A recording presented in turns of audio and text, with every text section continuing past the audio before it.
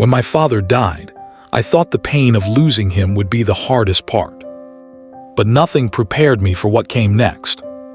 The will reading, the lies, and the truth I never knew I needed until it ruined everything. My brother inherited everything because of a lie I never knew I was still paying for. This is my story. I always believed the truth had a way of revealing itself, eventually. But when I stood in that attorney's office, listening to the reading of my father's will, I realized something devastating. Sometimes the lies you forget are the ones that destroy you. My father left everything, the house, the land, the savings, the business, to my older brother Michael. Not 50-50, not shared, not even a sentimental item for me. Nothing, just Michael. The attorney's voice echoed, but I barely heard him. My ears felt full of cotton. My heart beat loud enough to drown out the world. Michael didn't even look at me. And that silence, that smug silence, told me he already knew. He wasn't surprised. I was. I had spent years taking care of Dad toward the end. I was the one taking him to appointments, managing his medications, staying up with him on bad nights. Michael visited only when it made him look good. So the question hit me like a brick. Why would Dad leave everything to him? I didn't ask. Not at first. Because something in Dad's last months, something in the way he changed toward me, told me this wasn't random. I pushed the thought aside until the letter arrived. A thin envelope. My name written in Dad's handwriting. Hands shaking, I opened it. Inside was a single piece of paper. And the moment I read the first line, my stomach dropped. There is something I never asked you about, because I was afraid of what you'd say. I sat down, breath punched out of me. Dad continued. Michael once told me something you did, something I never confronted you about, something that changed how I saw you, even when I tried to forget. My heart hammered. He wrote about an incident from when I was 13 and Michael was 17. A small memory to me. Something I barely even thought about anymore. But for Dad, it changed everything. We were kids. Dad had a prized watch, a gift from his own father. He always kept it in a wooden box in his study. One day it went missing.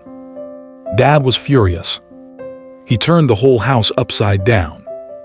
And then Michael said, "Dad, I think she took it." I remember it like a flash, his finger pointed at me, his voice calm, fake sad, perfectly rehearsed. I panicked.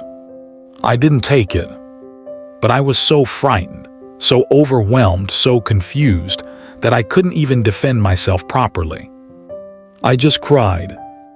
Dad searched my room. Didn't find it. But the seed was planted.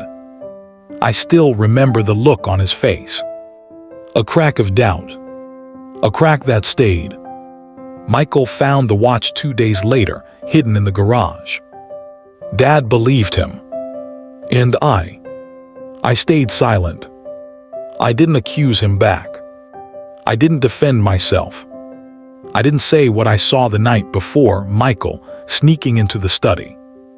I just wanted peace. I just wanted the storm to pass. I didn't understand how big that moment was. But Dad did. And now, reading the letter, I realized. He died believing I stole his father's watch. A lie Michael created. A lie I never corrected. A lie that haunted Dad until his last breath. Dad wrote, "I loved you both, but trust is the foundation of inheritance. I needed to leave everything with the child I believed I could rely on completely." My knees went weak. Dad continued, "If I was wrong, I wish I had known." I broke. I sobbed so hard I couldn't breathe. Because Dad was wrong. But I was the one who let him stay wrong. The guilt swallowed me whole. I drove to the estate, my childhood home, now his property. He was sitting on the porch like he'd been waiting for me. "You got the letter," he said. No shame. No guilt. Just tired annoyance, like he'd been caught in a harmless joke. "You lied," I whispered, "all these years." He shrugged. "You were Dad's favorite. You needed balancing." Balancing. My hands trembled. "You took everything from me." "No," he said calmly. "You gave it to me. You never said anything. That's not my problem." My heart froze. This was who he'd always been: calculating, manipulative, jealous. And I had never seen it clearly until now. "I'm going to tell everyone," I said. "Mom, the family, the lawyer." Michael leaned forward. "And they'll believe you based on what? A letter from a dying man who doubted you." My blood turned cold. He was right. He had the will. He had the house. He had Dad's trust even after death. The truth didn't matter anymore. As I turned to leave, Michael said something that cracked me open completely. "You know what the real tragedy is?" Dad asked me about it again before he died. He wasn't sure anymore. He wondered if he judged you too harshly, but he never asked you. "You know why?" I froze. "Because he thought you'd lie to him," Michael said softly. "That's what I told him, and he believed it." I couldn't breathe. He destroyed my relationship with Dad. He destroyed my last chance at honesty. He destroyed my inheritance. And he did it with one simple thing.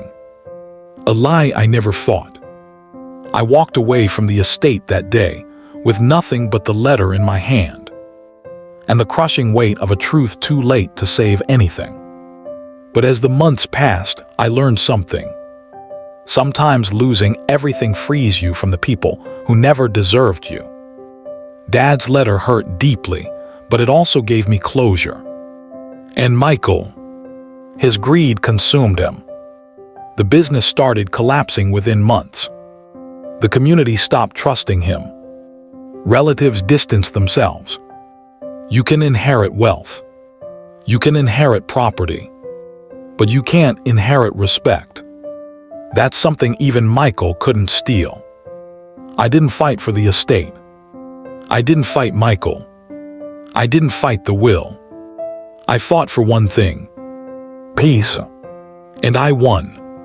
Because forgiveness isn't about letting someone free.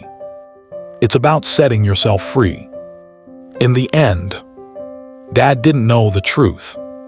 Michael didn't deserve the legacy. But I still had something they could never take: my integrity. And sometimes, that's the one inheritance worth keeping.